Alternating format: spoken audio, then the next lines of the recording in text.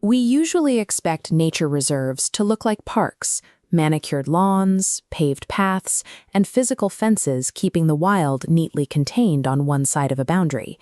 This static approach frequently fails. In an era of shifting climates, isolated pockets of nature cannot support migrating species, turning once pristine habitats into biological dead ends.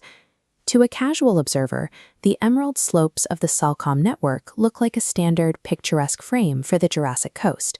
Sidmouth treats this landscape as a high-tech living laboratory. Here, the goal is active, real-time restoration rather than simple conservation. A traditional paddock relies on wooden posts and wire.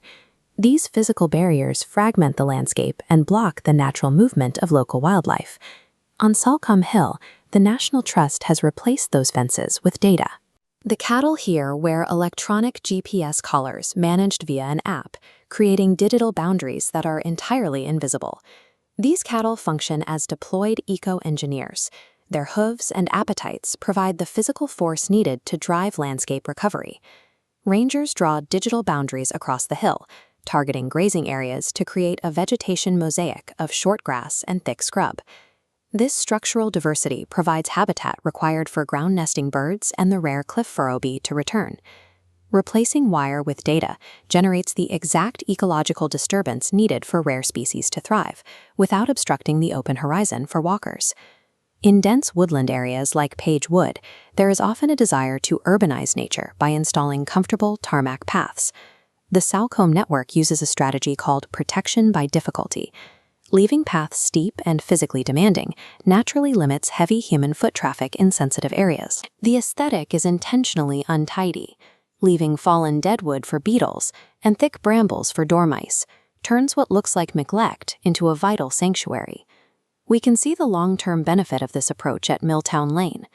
This relict forest corridor remained untouched while the surrounding town was heavily developed over the last 800 years. The evidence for this continuity is found in a specific plant, dog's mercury. Dog's mercury only expands its territory by a few centimeters each year. Its dominance here provides mathematical proof that the soil hasn't been plowed since the 12th century. Protecting a millennium-old ecosystem with 98 species often means letting the landscape remain messy and steep. Most parks focus on daytime human recreation, but at the Norman Lockyer Observatory, restoration is built around the preservation of darkness.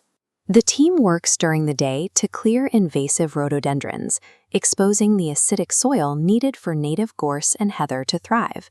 This ground-level work supports the sky above through the creation of dark corridors. By maintaining unlit buffers and thick tree canopies, these corridors allow bats and nightjars to navigate safely away from predators. By linking astronomical preservation with biological recovery, Sidmouth proves that nature's survival happens at night just as much as during the day. From the community nectar bridges in Alma field to the GPS-managed cliffs, these sites are part of a single, unified effort. This map shows how isolated sites connect through the Heaths to Sea initiative, a 20-year plan to build continuous butterfly corridors. Stitching these fragments together creates a nature highway, allowing species to migrate as global temperatures shift. If a GPS collar can restore a cliffside, and a slow-growing weed can prove 1,000 years of history, it's worth looking closer at your own backyard. What engineered wildness is waiting to be rediscovered in the spaces you walk every day?